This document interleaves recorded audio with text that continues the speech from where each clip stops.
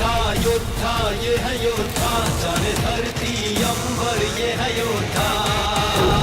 परम तपस्वी सबरी जाको नाम, गुरु मतंग का गए तो मिलेंगे राम। जी हाँ दोस्तों, आज हम इस एपिसोड में आदिवासी भील ने परम तपस्वी ने माता सबरी के बारे में जानेंगे। माता सबरी के बारे में जानने से पहले अगर आप भी श्री राम भक्त हो तो वीडियो को लाइक, चैनल को सब्सक्राइब कर देना। यह बात तब की है जब भगवान श्री राम का जन्म भी नहीं हुआ था। तब भील जनजाति के एक कबीले में जिसके राजा यश थे, यश के घर में एक सुशील सुंदर कन्या का जन्म हुआ, जिसे हम भारतीय आज माता सबरी के नाम से जानते हैं। सबरी का बचपन का नाम सरमणा था। इनकी माता का नाम महारानी इंदुमती था। सबरी की जाति सबर थी, जो कि भील जनजाति से संबंधित है। धीरे धीरे समय बीता, सबरी बड़ी हुई, लेकिन सबरी की कुछ हरकतें उनके माता पिता के समझ से परे थी। इसीलिए राजा यश और भील रानी इंदुमती ने समय रहते एक ब्राह्मण से पूछा कि हमारी बेटी वैराग्य की बातें करती है, हमें क्या करना चाहिए। ब्राह्मण ने सलाह दी और कहा उसका विवाह करा दो। तब राजा यश और भील रानी इंदुमती ने सबरी के विवाह के लिए पशुशाला में पशु पक्षियों को इकट्ठा किया। फिर जब भील रानी इंदुमती सबरी के बाल बना रही थी तो सबरी ने पूछा कि माँ, हमारे पशुशाला में इतने पशु पक्षी क्यों हैं? तब भील रानी इंदुमती बताती है कि ये तुम्हारे विवाह की दावत के लिए है। तुम्हारे विवाह के दिन इन पशु पक्षियों को मारकर एक विशाल भोज तैयार किया जाएगा। सबरी को पशु पक्षियों की भोज की बात ठीक नहीं लगी। वह मन मन में सोचने लगी, मेरे विवाह के लिए इतने जीवों का बलिदान मैं नहीं देने दूंगी। अगर मेरे विवाह के लिए इतने जीवों की बलि दी जाएगी तो मैं विवाह ही नहीं करूंगी। यह सोचते हुए सबरी ने रात्रि में सभी पशु पक्षियों को आजाद कर दिया। जब सबरी पशुशाला का दरवाजा खोल रही थी तो उनको किसी ने देख लिया। सबरी बहुत डर गई और वहाँ से भाग निकली। सबरी भागते भागते ऋषिमुख पर्वत पर पहुँच गई, जहाँ पर 10,000 से भी ज्यादा ऋषि रहते थे।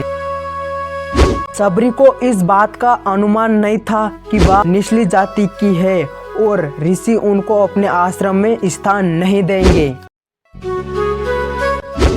इसके बावजूद सबरी छुपते हुए कुछ दिनों तक आश्रम में रही। जब तक वह पकड़ी नहीं गई तब तक रोज सवेरे ऋषियों के आश्रम में आने वाले पत्तों को साफ कर देती थी और हवन के लिए सूखी लकड़ियों का बंदोबस्त भी कर देती थी। फिर एक दिन ऋषियों ने सवेरे जल्दी सबरी को देखा तो उन्होंने सबरी को पकड़ लिया। ऋषियों ने सबरी से उनका परिचय पूछा तो सबरी ने बताया कि मैं एक भीलनी हूँ। भील जनजाति का नाम सुनते ही ऋषियों ने सबरी को नीच जाति का बताकर उनको भला बुरा कहने लगे। तभी उसी ऋषियों के समूह में से एक ऋषि मतंग ने सबरी को उन ऋषियों से बचाया और अपनी बेटी कहकर अपने कुटिया में शरण दी और सेवा करने के लिए कहा। समय का पहिया चलता रहा। मतंग ऋषि बूढ़े हो गए। मतंग ऋषि ने घोषणा की, अब मैं अपने देश छोड़ना चाहता हूँ। तब सबरी ने कहा कि एक पिता को मैं वहाँ पर छोड़ के आई और आज आप भी मुझे छोड़कर जा रहे हैं, अब मेरा कौन ख्याल रखेगा? तब मतंग ऋषि ने कहा, बेटी तुम्हारा ख्याल अब राम रखेंगे।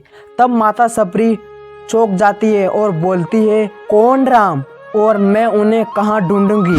तब मतंग ऋषि कहते हैं, बेटी तुम्हें श्री राम को खोजने की जरूरत नहीं है, वो स्वयं ही एक दिन तुम्हारी कुटिया पर चलकर आएंगे।